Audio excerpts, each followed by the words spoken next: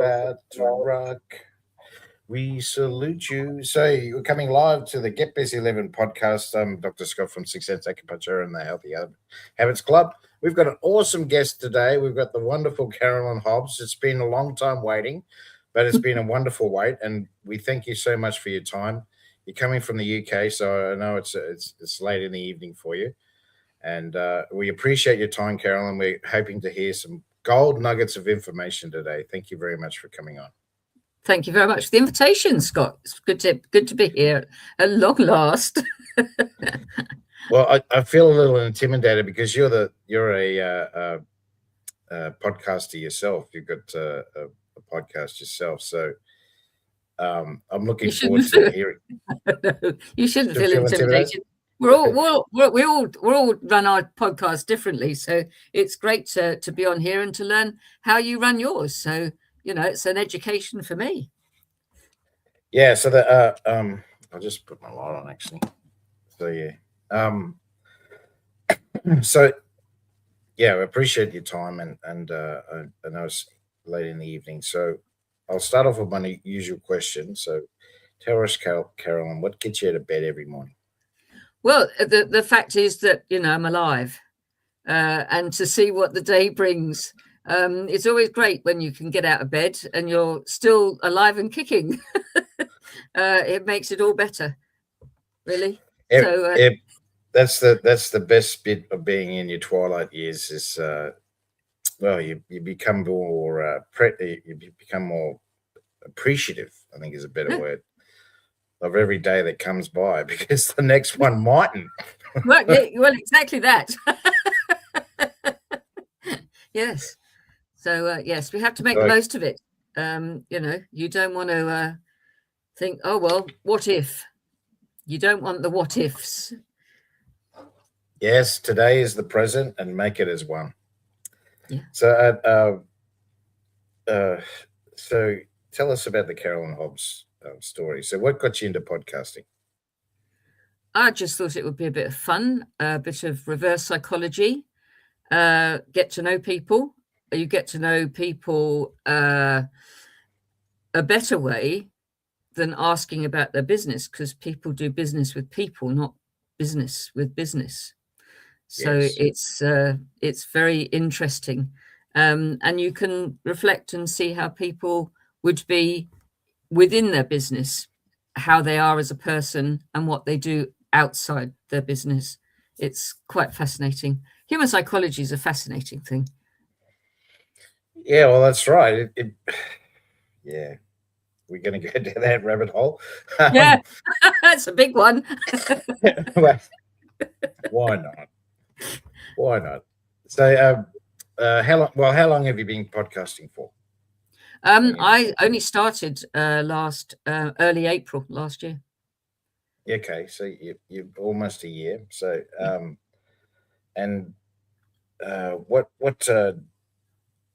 So what drove you to do it? I know you said it was more the social aspect and you're getting to understand, but was it so that you could, learn more about not only their business and that person, but also about yourself as well? Yeah. Right? Yes. I mean, how I run it now is a little different to how I did, but I ask the same question to everybody. So it's interesting because the diversity of the answers that I get, some, have doubled up. You're bound to get that. I think I've done about 72 episodes, I think. So there are a few doubles, but everybody's unique. So they're all going to do it in a different way, whether it's the same topic or not. So yes, it's been very interesting, and going back, and there are a few people that have been on more than once. So normally it's the question the first time, and then we find something that they have a passion for thereafter. So it tends to be something that they're interested in anyway, and it tells for a better story because they're passionate about something else that they do, and it just builds more of a picture about them. Yeah, so that I'm in the same boat. So I'm up to about 70. I'm up to about 70. I might be pushing 80 now. 80 episodes. I've been doing it for close to 2 years, about 18 months. And yeah, I ask the same questions too. There's only 4 questions, but they're all the same questions. But it's the second question that leads to 1,000 other questions. Like I was talking about, you've only been on the podcast, in comparison to your whole career. Yeah. Not that long, really. No, snippet of time. Yeah, that's right. So I'm going to ask, I'm going to go right back. So tell us, so where do you live? What part of the world do you live in? And also tell us what happened. Did you go to school? Did you go to college? What'd you do? So I live in mid-Essex. I live about 8 miles north of the city of Chelmsford. And I've lived here since 1999. I previously lived down in West Sussex, which is about 2 hours, 2.25, 2.5 hours drive south of here. Originally came up and got married, and that was 14 years of marriage, and then that didn't kind of work, and I walked out. And I do my own thing in my little flat here in Witham in Essex. And yes, I had a pretty good youth. We had a pretty old house. Half of the house was actually in the Doomsday Book, which is very, very old. And I experienced a few ghosts at a young age within the house. It creaked when there were thunderstorms, and it was an interesting childhood. And we had, back then, of course, there weren't all the restrictions of young people have now, and we were able to go and play with friends in the woods all day, and come home when we were hungry. Yes, it's very different now, and I'm grateful that I lived like that, because yes, it's children nowadays are very restrictive, I think, in where they can go because of what's now around. It probably was around when I was growing up, but you didn't really come across it.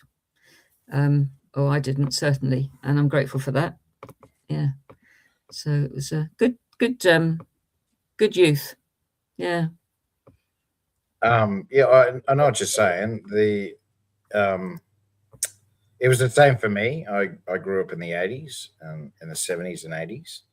And it was the same. You went out and you played, and you went with your mates, and you're out all night, all day, I should say. But when nightfall came, then you came home, and then you had, Mum usually had the feed ready to go, and I know what you're saying, that it was a lot freer. Yes. A lot, but there were limitations. Yeah. But I mean, we had a push bike, so you could go wherever you wanted. As far as your push bike could take you, anyway, as far as you could ride it. But it was a lot. Well, it was a lot safer. It was a lot more confidence in your neighbour. Oh, absolutely. Yeah, there was a lot less people around, obviously a lot less traffic, so it was safer. And you could trust your neighbours not to be whatever they shouldn't be. Yeah, we knew just about everyone in the street, just about. Yeah, absolutely. Within 100 meters either way of the street, we pretty much knew everyone. You could point to the house and tell who's in that house. So and so lives there. So yeah, exactly. Yeah, exactly the same. Now I wouldn't have a clue. I got no idea. I wouldn't have a clue. Yes, and people move so readily, don't they, as well? They don't stay. There's sort of more people and more nomadic nowadays. Situations arise. A lot of people rent. They don't own, so they're forever moving places at different times. So, yeah. And then, of course, I went to a convent when I was from a young age. And then went to I've forgotten the name of a comprehensive school. And it was pretty normal. And then went on to catering college for 2 years. And then from there started work. And I worked for an off license for a number of years. Worked up to sort of relief assistant, relief manager in the southeast of the UK. Travelled about to different branches. Met quite a number of different people. One sticks to mind. That was Barry Sheen, the famous motorcycle racer. And he used to come into the off license, and I regularly used to go up to his place and go to the odd party or two, and with him and his wife Stephanie. It was great fun. Nice guy. Yeah. I heard that. I heard because most of those drivers, speed drivers, they got a bit of a loose screw. Yes, definitely. And he had lots of nuts and bolts holding him together. Yeah. You didn't have to screw them back in, yes. No. I'm sure he set a few alarms off in airports and such like. Yeah. Well, I've treated a fair few of them before. I'm sure. I have, because they crash their car or crash their bike, and they almost kill themselves. That's what I said. They're not the Yes. You got to be a bit crazy to push a car and a bike to the limits, to the point where you crash it. Yes. To its limit. Yeah. Well, beyond it. Sometimes they take it beyond it. So, yeah. So I'm just going to bring Dominic on. So he, Dominic from Synergy. So he's Northside Hawk. So he said hello. G'day, mate. Thanks for joining us. It'll be a bit after 7 for him now. It'll be 7:30 almost for him. Hi, Dominic. So he said, you came home when the lights came on. Yeah, that's right, mate. Yeah. And then, you're saying Mick Doohan was a MotoGP. Well, they were called superbikes back then. Okay. When he was racing around, they're called the superbikes and Moto 500s. Yeah, the Moto 500. Now they're called MotoGP. Oh, yes. They've changed the name. There's what's the point in changing a name? If it's not broke, don't fix it. You just talked about, you did catering train. Well, they don't call that any. They don't call it that anymore. They call it hospitality. Don't they? Hospitality. Well, I did do. So a part of it was hospitality. So part of it was hotel. Learning to make the beds properly and so on and so forth. That was called the hospitality side, and then the other side was the catering side, where we learned to cook for a number of people rather than just one or two. Okay. So in Australia, hospitality is the umbrella. Okay. So, and then you've got housekeeping. Yes. So housekeeping was you made the bed and the hotel style, and then there was food and beverage. Yes, food and beverage. That's it. So the same. Yeah. They just changed the name. Yes, They just changed the but name. I did that back in the I did that back in the 70s. Yeah, that's what I mean. They've changed the name, but they do everything. Yeah. Anyway, They have to reinvent things, don't they, just to make it fresh, I suppose. well, they're softening the language. See, they don't. They in the old days, you know, you're talking about the racing driver. Well, most of them got. Like, we call it now. What we call it now is PTSD, post traumatic stress disorder, because they crashed the car and almost kill themselves. Well, Hello. yes. Yeah. So you get a little bit of PTSD from almost killing yourself. Anyway, after the First World War, they called it shell shock. Yes. They used to call it shell shock because that's but what it did. was. It shook, didn't it? It shocked you because a shell just blew up beside you or around you, not far from you. So that's what they call it, shell shock. And then after the Second World War, they called it battle fatigue. So you see the language change. They've softened the language. Yes. And then then in the 90s they changed to the PTSD, post traumatic stress disorder. Well, it makes sense. But I suppose it has the progression, I suppose. That's what I'm saying. The shell shock, I mean, that says what it is. Yes, exactly. Yeah. You've got shell shock, PTSD, post traumatic stress disorder. Yeah. So see what I'm saying? They changed the language. Yes, Dominic, that's right, mate. They soften the language and keep adding syllables. He's right. Yeah, he is. So after catering school, what happened? Did you go into another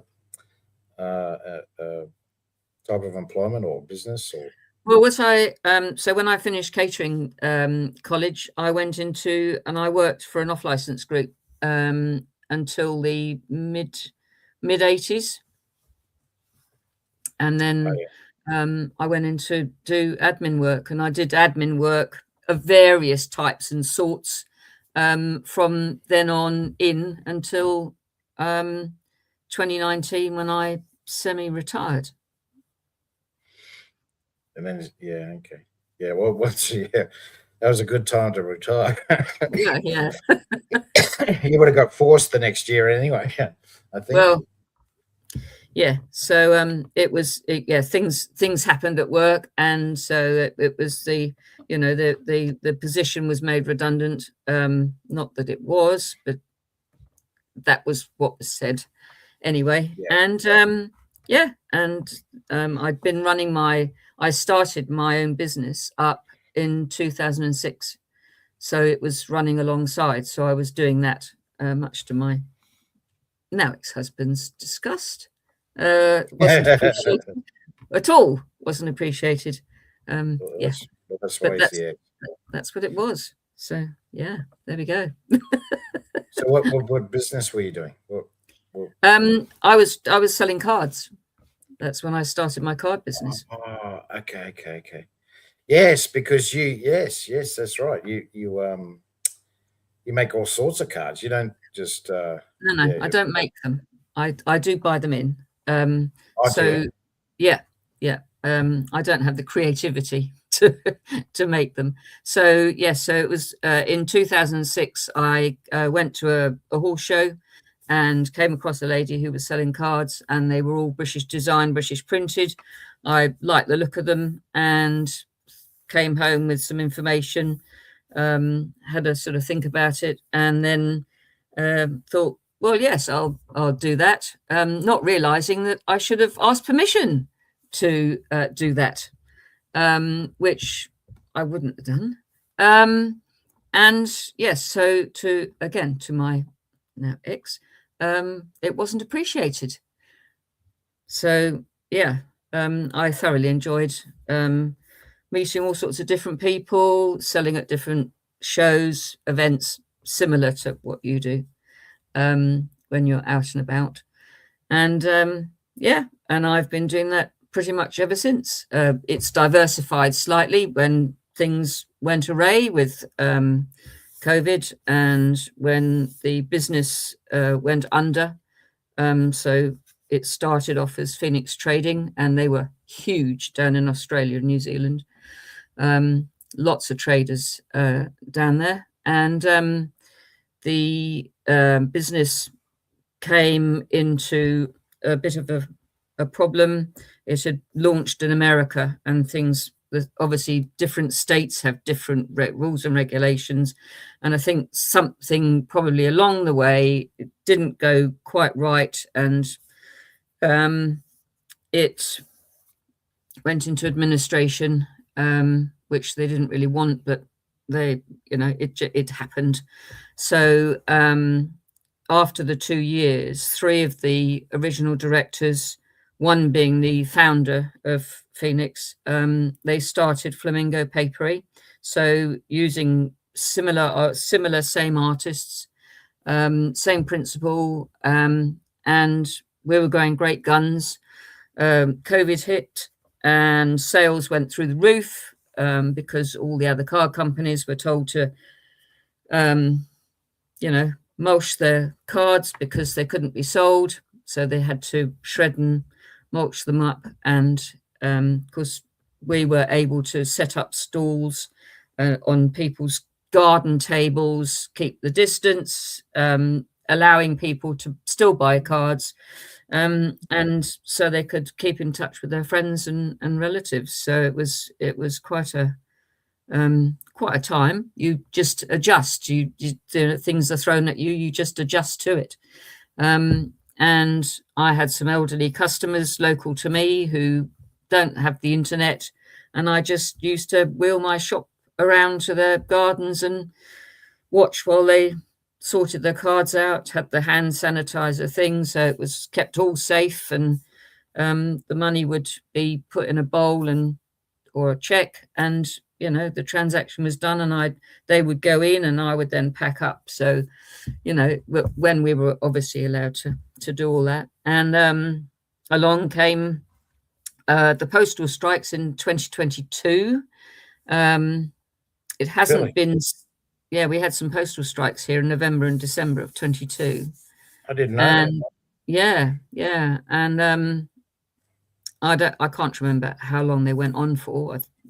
They probably sorted themselves out come the January, but the damage had been done because people decided, well, if I can't send my card or my gift, what's the point in buying them? So sales were, because what the company used to do after Christmas, Phoenix and Flamingo, they used to donate £10,000 between 3 main charities after the sales of the Christmas season, which started in August and obviously ran right the way through to December. So it was quite a season. It was the whole year built up to that time period. And when they came to look at the figures for the donation in the January, they realized that things had gone awry somewhat with the sales. Not that they'd taken the foot off the pedal. And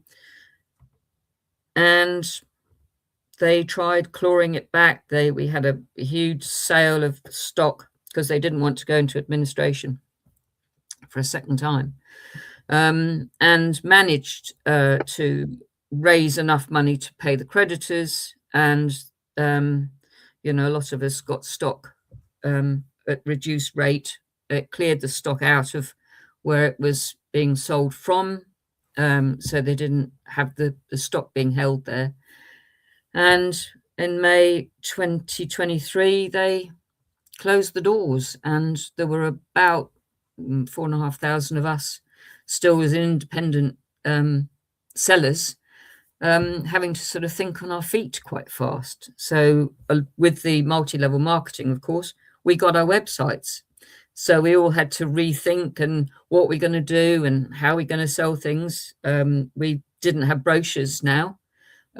So unfortunately, my sales dropped radically. and it's gone down and down and down, because didn't have a brochure to people like looking through a brochure. I'll have that and I have that, and they sort of decide what they want to have. I don't have the room for storing wholesale style purchases now. So wholesale is 5 of each design, and I don't have the storage. So I have to just sell cards where I can. And that's when COVID came along, I added in the the card writing service. So of course, no planes were coming over to the UK, so families could ring up or have a WhatsApp call, but it's not quite the same for birthdays or anniversaries. So I just kept going to online networking to promote that I was doing the card writing services, and helping people keep in contact with their families for birthdays, anniversaries, and so on. So that's where the card writing came in. So the diversification, really. And I still offer those today. So yeah, it helps people out, especially countries that don't have postal services, like South Africa. Oh wow, don't they? I didn't realise. Well, they do, but it's so corrupt that nobody uses it. So they're kind of stuck. They're not being able to post anything out because is it going to get out of the country? So they don't really bother. Wow. Okay, I didn't know that. Wow, that's. Wow, I had no, because that's the royal. That's supposed to be the royal. Well, I don't know what they call it. So the Royal Mail is here. Royal Mail, that's it. Royal Mail, Yes, I don't know what it would be in South Africa. I think there is another country as well. I think Georgia has a very restricted, if at all, postal service. I don't know of any other countries. I've not come across any other countries globally that don't have a postal service, but we just take it for granted, stick a letter in the post and it's going to get there. You can't imagine a country that's not going to have a postal service. Yeah. It's a big, here if you open someone else's mail, it's a federal offence, and it's jail. Yeah, I think it's an offence anywhere. It's up to 20 years here. It's up to 20. Oh, really? Years. Gosh. Yeah. It's a federal offence. See, it's like going to rob if you don't rob Australia Post, okay, guys? No, don't do it. Because it's a federal offence. It's not only you're not only getting done for armed robbery, you're also getting done for it's a huge offence. It's actually it's worse than the armed robbery. It's a big deal here. I don't know what it's like here. I mean, by mistake, I've opened somebody else's mail because it came through the door, and I just, didn't look at I now look at everything that's addressed. Everything, comes through the door. But yeah, if you don't know, well, yeah, it's only if obviously you have to have a victim. So whoever was supposed to receive the mail, if they complain, then you're in big doo doo here. Yes. Oh dear. Yeah. Don't do it, people. Yeah. No. Don't open someone else's mail. Number one, and number two is don't rob a post office. Whatever you do. So no. Yeah. Stay at home. So I'll just bring on Tayab. Is it Tayab? I believe. Yeah, he's asked a question. So, what's the thing that you love about your business? What I love about my business is being able to connect people with the use of a greeting card. There's nothing better than a card coming through your letterbox, and you can't equate it to a text message or a WhatsApp or an email. You can't frame any of them. And in actual fact, a card is more sustainable than sending any of those electronic versions, because you need satellites, you need computers, you need water, you need electricity for all of those. You can regrow wood to produce wood pulp to make the cards. And nowadays, cards are being produced more eco-friendly. So the glitter is biodegradable. The foil is biodegradable. So the gold or the silver foiling. So they're very eco-friendly. And you have the memory of the person that's written to you. You can sit and read it again. You can frame it if you want and put it up on a wall in the little room of the house or in a bedroom or wherever you want to put it. But you can't do that with electronic versions. Yeah, right. So, yeah. So that's why I enjoy selling cards, because it connects people. So Dominic's asked, you can't put emails on the fridge. No, you can't. No, very difficult. No. And the same with the text message as well, and WhatsApp. Yeah, they don't fit on the fridge either. That's right. And yeah, it's more personable. I understand what you're saying. I have the same service for my clients as well. When their birthdays come around, I send them a card, and it's all automated. Mm-hmm. But it's more personal. That's I think that's what Dominic's trying to say. Yeah, absolutely. It's the connectivity, isn't it? You have the connectivity with you build a relationship with somebody, albeit not that sort of relationship, but you build a relationship with someone, so you have that rapport with that person. Absolutely, and it's something that we don't do anymore. I treat a lot of elderly gentlemen, women, and when I go to their house, I see, like Christmas time. We just had Christmas, so 6 weeks ago. Jeez, it's flown.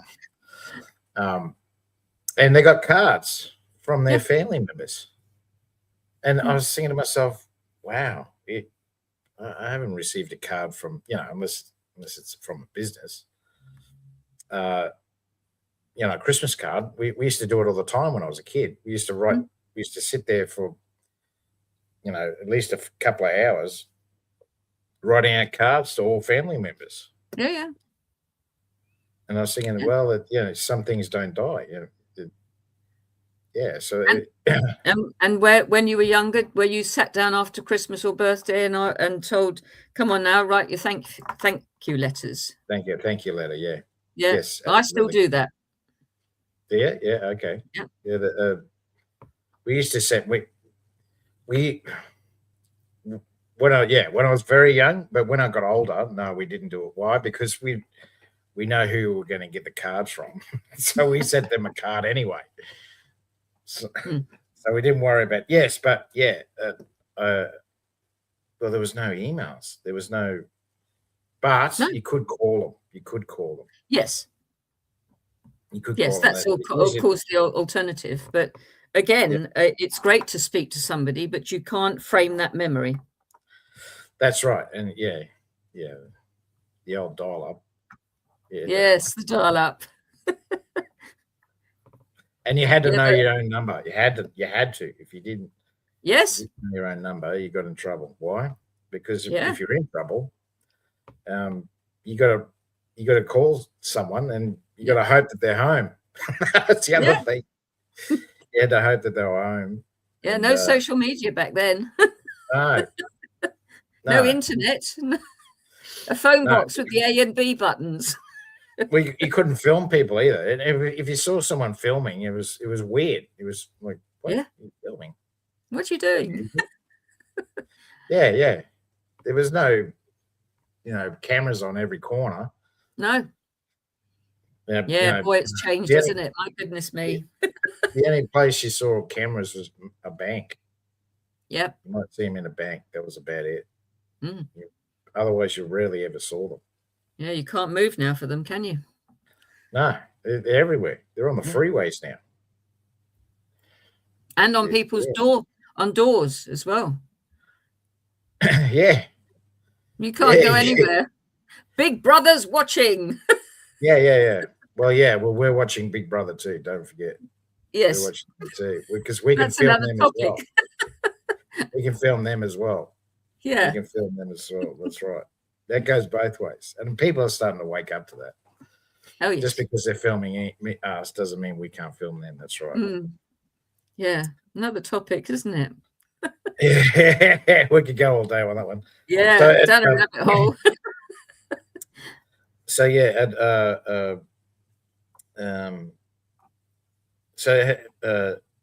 they get pretty creative too. Yeah, they get pretty creative with their cards as well.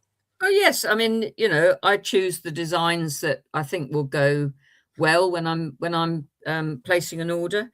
I just cover eventualities, and I tend to I have single cards that I sell, but I also sell in themed bundles of 5 cards. So it helps somebody, if they want, because I tend to have a fair few, excuse me, men's cards, because you go to a shop and very often you can't get a decent man's card over here. I'm not sure what it's like globally.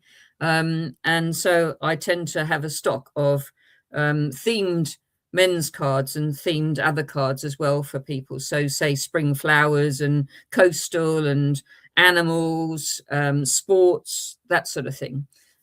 So people can just sort of grab and buy, and it keeps them going for a little while. That they cover eventualities that might crop up. Yeah, and that's what I'm saying is, I got a card from Ian Kingwell. Yes, and it was it was a birthday card. Yeah, they're creative. That's what I'm saying. You can get very creative with Yes. Your messaging as well. You have to be careful what pictures you excuse me, you put up on social media, because otherwise he's likely to grab one that might be interesting. Yes, that's true. That's very, very true. And, yes. Yeah, that's right.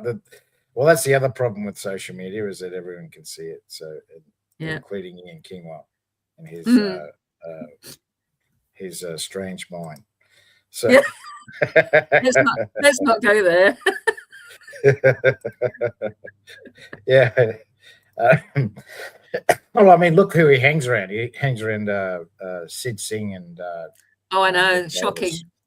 Yeah, Nick Davis. It's shocking. They're a pair of crazy people as well. They are. They would, but if they weren't crazy, they'd cry. So it's probably better that than t'other. The kamikazes. I reckon they would have been the first ones to put their hands up. Yeah. The Japanese kamikazes, or if they were in the Japanese naval fleet, they would have been the first ones to put their hands up. Absolutely. Yeah, we're crazy. Yeah. Yeah, we're nuts. We're nuts. We're happy to take a ton of explosives and run into a ship with it. But yeah, what was I going to say? So it's personal. You can direct your messaging as well, and if you know your target market, it's very helpful. Yeah. So if especially businesses that are have a lot of clientele and they want to do something special for them, it's a great idea. Yeah, I mean, I sent out some cards for a few businesses at Christmas time, and just had the message. I just sent the message and just had a bit of a discussion beforehand and threw a few ideas around, and wrote the cards for a few, and they were extremely happy. With the recipients were extremely happy to receive them. It was the feedback was brilliant. So yeah, well received.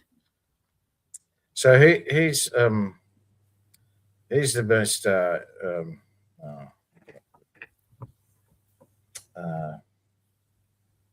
dignified person you've sent a card to?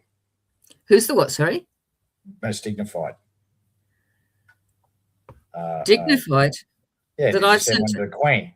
Have you sent one to Charlie? Yeah. Yes. Well, I worked for him years ago. Yeah. Did you really? Yeah. There you go. I used to exercise his polo ponies. Can you say that again? I used to exercise the then Prince Charles. I used to exercise his polo ponies. He used to play polo. Ah, I was second. Okay, yeah. Okay, so yeah, the polo. Yes, true. I was thinking, what polo panties? Is this a dance club or something? Is it? No. Yeah. That was back in the 80s. I did that. Yeah, wow. Yeah, because he was right into it. I do remember. Yeah. When he was with Lady Diana. He used to play a lot. We were allowed to have one of the competitions. We were allowed to have go meet the Queen and have glass of champagne with the Queen, which was brilliant. Absolutely. Mm. Yeah, so you got to meet Elizabeth. Yeah. Elizabeth II. There you go. It's tiny. Yeah, I've heard that. I've seen interviews with other people that from Australia, and yeah, when she stands up beside him, you're like, oh, you're only short. Would she be about 5 foot? Something like that. Yes, I mean, I was a tad taller than her, and I'm only 5'1". So, yeah. Really? I'm a shorty as well. You're towering over her. Yeah. Everyone's towering over you. So yeah. Oh, okay. So yeah. Okay. I get what you're saying. And did you meet the other entourage, the other family members? No. It was they weren't around at that time, so it was just to match with, and it was also Ronnie Ferguson, who was Fergie's father. Father. He was the team captain, I think, and had the sort of, he was a bit it was all right meeting them, and they won't remember. They just, they fleetingly say hello, how are you, as you do. You just be polite to people. But yes, yeah, it was good fun while I was there. Well, that's right. They're always in the public's eye, so they'd see thousands of people. Oh, yes. All the time, every day. So, but what I'm trying to say is, did you meet because Elizabeth was a big horse race lover. Yeah. Oh, yes. She knew her horses very well. Yeah. So did the Queen Mother. She loved them as well. Yes. Apparently, she didn't mind a bet either. No, I'm sure. Yes. Yeah. I went to her lying in state when she had died. I queued up for about 7-8 hours to go past at the Palace of Westminster. That was an experience. Wow. Yeah. Yeah, because they had to put a quota aside for her because she used to blow the budget every time she go to Ascot. She'd blow the budget, so they had to give her a cap of money because she was she didn't mind a punt. She loved it, apparently. Yeah. That's only hearsay. I'm not 100% certain that that's true, but yeah, I was told. I remember watching an interview with I can't remember. It was one of her personal assistants, and they were saying, Oh, interesting. She didn't mind a punt. She loved it. I'm not surprised. Yeah. Yeah, that's right. Okay. So you have and you send them, birthday cards and Christmas cards, obviously. Yeah. As well. Yeah. Okay. So and frozen.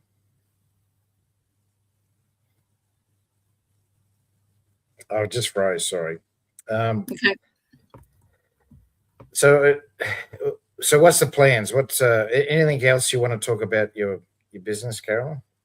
Well, just really more consistency. Consistency is something that we all do in business and otherwise. And I think, the more you show up, you show that you're reliable. And I just show up consistently to various network meetings, as you know, and it just shows people that that are attending those meetings that you're reliable, you can be counted on to turn up, and so that sets you in good stead for promoting what you do. And as people do their little 15-second little spiels, and I think it's important to show people that you're reliable and you're consistent with what you do, and it's not just a Mickey Mouse thing and you're just going to run off and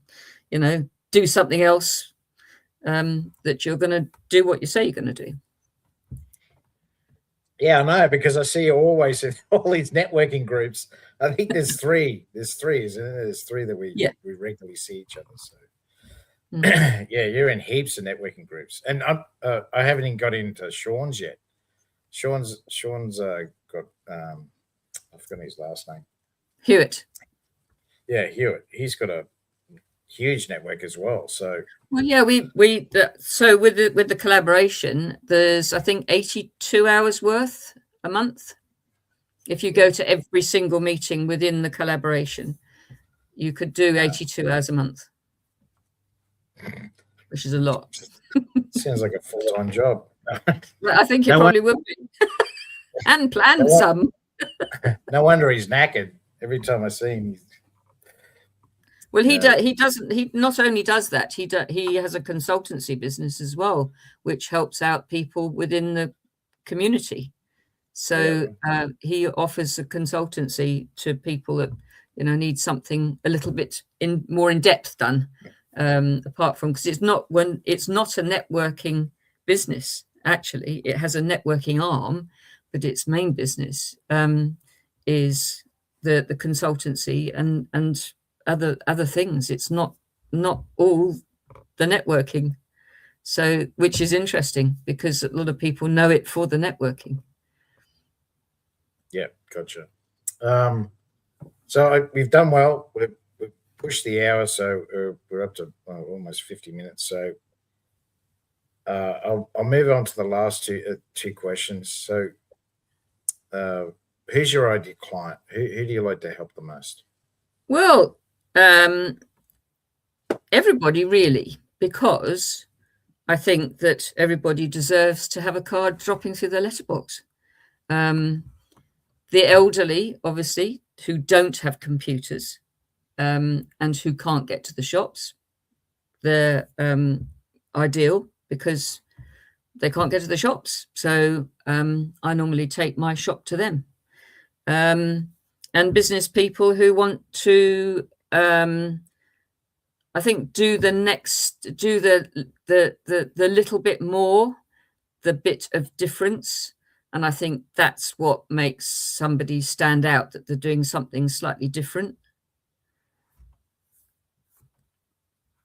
Getting a card through the letterbox, I think is it stands out rather than the noise of emails. What?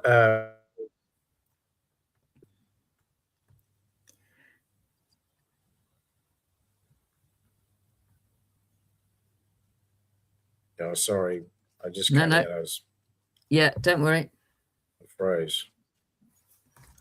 All right. Thanks for that. And also, what ideas or information would you give to create lifelong longevity? Well, don't eat processed food. Eat fresh food, and go for long walks. Be out in nature. Yeah. Two simple things. Is that because you've been watching me? No. I don't walk as nearly as far as you do. You wear me out. Yeah. Watching you walk.